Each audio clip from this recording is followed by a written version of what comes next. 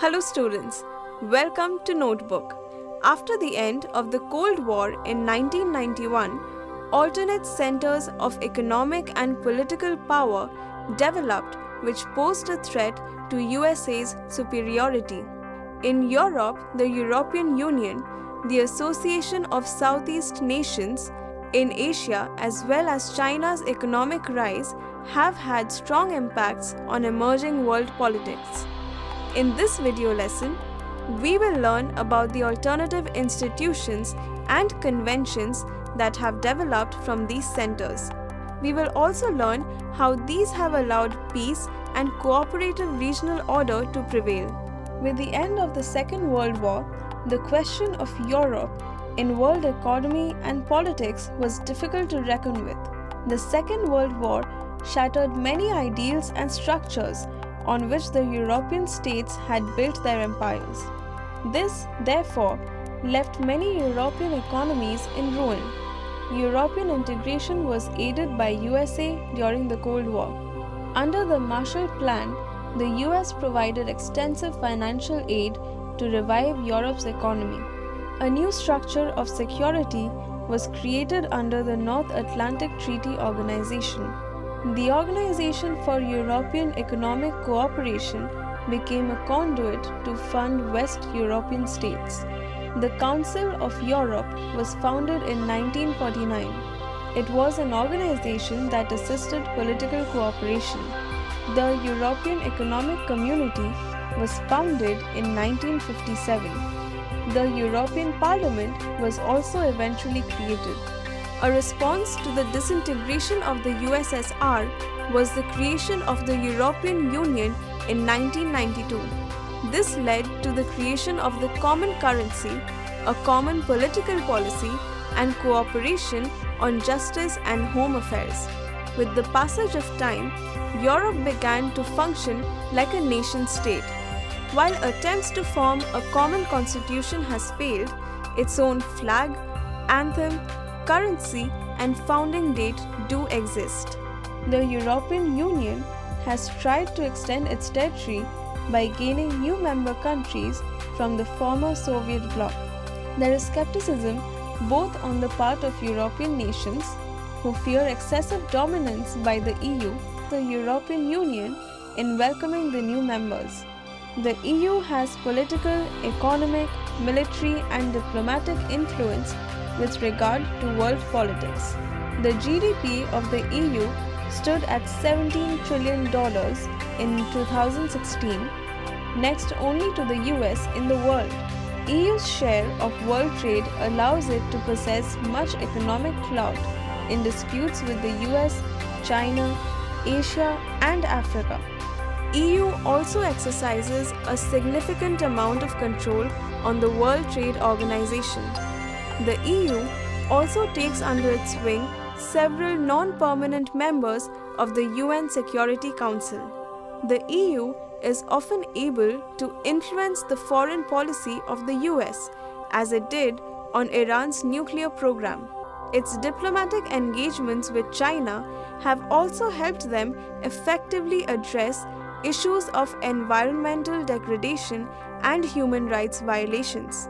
The EU's combined military force is only second to the US, as is its defense budget. EU is also the second most important center of communication and space technology. However, it is important to remember that not all states always agree on important political issues.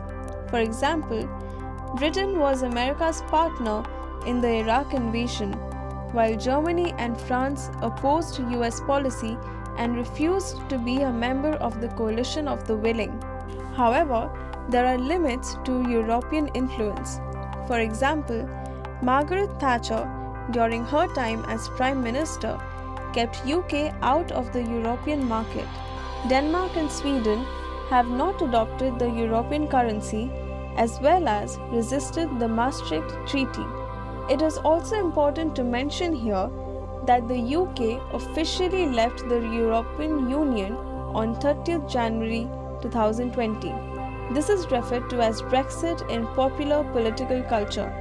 Let us now learn a little about the ASEAN, Association of Southeast Asian Countries. There were attempts at Third World and Asian unity through the Bandung Conference and the Non-Aligned Movement. However, they were not very successful. Thus, the ASEAN was established with the aim of forming a convention for the cooperation and interaction among the nations of Southeast Asia. This association was established in 1967 by Indonesia, Malaysia, Singapore, the Philippines, and Thailand after signing the Bangkok Declaration. The principal objective of the ASEAN was to increase economic growth through social progress and cultural development. With the passage of time, Brunei Darussalam, Vietnam, Myanmar, and Cambodia have also joined the association. The ASEAN way of interaction is informal, cooperative, and non-confrontationist. There is respect for national sovereignty as well. Eventually, ASEAN widens its objectives beyond economic and social spheres. In 2001, ASEAN established the Asian Security Community, the Asian Socio-Cultural Community, as well as the Asian Economic Community. The Asian Security Community was established to put an end to territorial disputes and prevent armed confrontations. The Asian Regional Forum, or the ARF, was established in 1994. This organization looked after the coordination of security and foreign policy. However, ASEAN still remains a primarily economic community. The main objective of the Asian Economic Community is to create a common market and production base to assist regional, social, and economic development. The economic community also aims to resolve economic disputes through the dispute settlement mechanism. ASEAN has also helped in creating a free trade area, or FTA, for labor, services, and investment. Countries like the US and China have already begun negotiating FTAs with ASEAN. ASEAN's Vision 2020 has been hailed in the international community.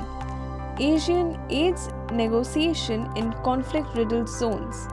ASEAN has successfully mediated the East Timor crisis as well as the Cambodian conflict. Indian foreign policy kept itself away from Asian unity. However, in the recent years, India signed trade agreements with 3 Asian countries. The ASEAN-India FTA was established in 2010. That is all for this lesson, students. We will learn about the rise of China as an economic power in the second part of this video lesson. See you soon. Till then, keep learning.